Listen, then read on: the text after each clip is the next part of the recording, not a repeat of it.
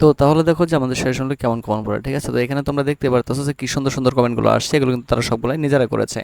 তো তোমরা যদি আমাদের সাজেশনগুলো নিতে চাও তাহলে সরাসরি আমাদের সাথে কন্ট্যাক্ট করতে পারো নিচে দেওয়া প্রদত্ত নাম্বারে, ঠিক আছে। তো চলো শুরু করি আমাদের আজকে ভিডিওটি।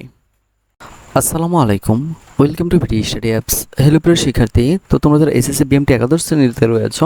তো আজকে ভিডিওটি তাদের জন্য। তো তোমরা অনেক কিছু জানতে চেয়েছিলে মূলত আমাদের সেশনগুলো কেমন কোন পড়ে, তো তার ধারাবাহিকতাই তোমাদের সামনে তা তুলে ধরছি। তো প্রথম থেকে শেষ পর্যন্ত দেখো, তো আশা করি সম্পূর্ণ বিষয়টি বুঝতে পারবে। তো চলো শুরু করি আমাদের আজকে ভিডিওটি। তো খেয়াল করো, এক নম্বর যে মূলত এখানে তোমাদের প্রথম 5টি প্রশ্ন দেওয়া হয়েছিল। তো এখান থেকে বলা হয়েছিল তোমাদেরকে 3টি প্রশ্ন উত্তর দেওয়ার জন্য।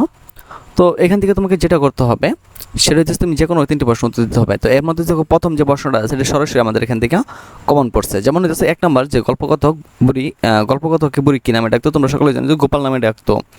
2 নম্বর দেখো স্নেহের দান এমন করা ঠিক হয়নি। তো এটা আমি তোমাদেরকে দেখিয়ে দিচ্ছি, দেখো একটু মেগা সাজেশন। তো এটা হচ্ছে আমাদের মেগা সাজেশন মূলত। তো এটা আহ্বান থেকে মূলত ওই প্রশ্নটা করা হয়েছিল। তো দেখো আমি একটু দেখি, দেখো স্নেহের দান এমন করা ঠিক হয়নি, তো এটা এখান থেকে সরাসরি কমন পড়ছে। ওকে, তো আমি একটু দ্রুত করার চেষ্টা করব কারণ আমাকে অনেক কাজ করতে হবে এখনও। তারপর দেখো 3 নাম্বারটা, মৃত্যুঞ্জয়ের বাগান বাড়িটির আয়তন কত ছিল, এটা আমি তোমাদেরকে সরাসরি দেখাচ্ছি। হ্যাঁ, একটু খেয়াল করো, 82 থেকে করা হয়েছে। যে মৃত্যুঞ্জয়ের বাগানটি কত বিঘার মধ্যে ছিল, তো এইগুলো কিন্তু সরাসরি কমন পড়ছে, ঠিক আছে। ওর পরে ওর বাপরে আমি একলা করে থাকতে পারবো না, এই কথা কেন বলা হয়েছিল।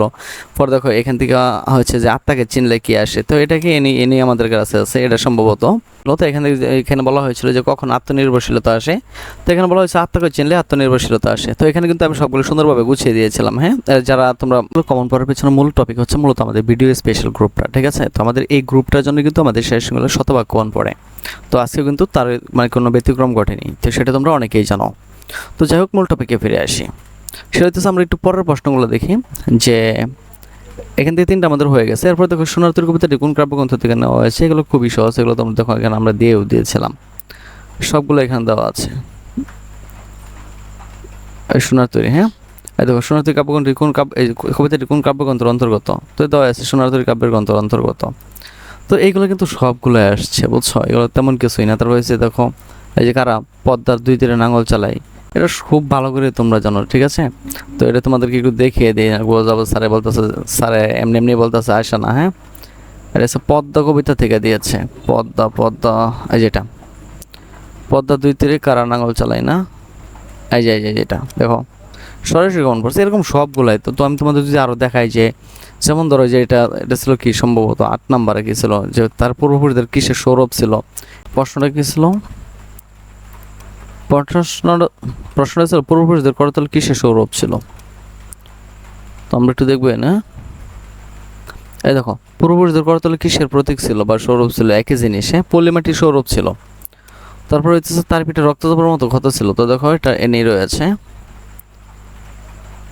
তার পিঠে এই যে তার পিঠে রক্তচাপের মতো ক্ষত ছিল, দেখছো, এটা এখান থেকে কেমন পড়ছে। ওকে, তারপর আমরা আরও দেখি এটা। আচ্ছা, আমাদের এখানে আরেক নেই। তবে তাহার পরে কবিতাটি কোন পত্রিকায় প্রকাশিত হয়, পরে অপেক্ষায় ঋতুরাজা কেন তুমি দাও তুমি ব্যথা, এটাও এনো আছে। হ্যাঁ, এটা এনোই আছে। তাহার পরে মনে কোথায় কোথায় কোথায়,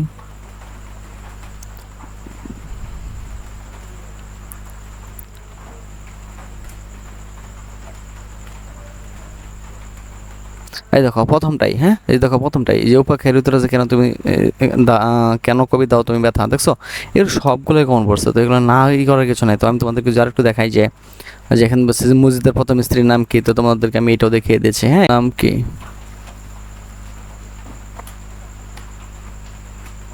এই দেখো মসজিদের প্রথম স্ত্রীর নাম কি। হ্যাঁ, এটা এখান থেকে কমন পড়ছে। ওকে, তারপর আমরা আর একটু দেখি যে মাজার তার শক্তির মূল উৎস বা শক্তির মূল। এখানে হচ্ছে যে মসজিদ কাকে মাজার খুঁটির সাথে বেঁধে রেখেছিল, ঠিক আছে। পরে খালেক ভাবে তার স্ত্রীকে তালাক দিয়ে কেন, সবগুলো আমাদের এখান থেকে আসছে। পরে দেখো একটু দেখো যে উপসর্গ কাকে বলে, এবার বাক্যের গঠন অনুযায়ী শ্রেণী বিভাগ, এগুলো সবগুলাই। পরে দেখো এখান থেকে আছে কি, দেখো পারিভাষিক শব্দ, এজেন্ডা, ক্যালেন্ডার, ফ্রম, ম্যানেজার, এগুলো সবগুলোই আছে। পর বাপ সম্প্রসারণ বর্ণের সুন্দর শিশু মাতৃ ধরে, তো তারপর একটু দেখাই না, তো বলবো যে স্যার আবার শুধু এগুলো বলতেছে যে দেখাই না কিছু। মেগা সাজেশনে চলে যাচ্ছি, এখান থেকে একটু দেখাই ব্যাকরণ অংশের বাপ সম্প্রসারণ দেখাই। কি জানিয়েছিল প্রথমটা, বর্ণের সুন্দর না।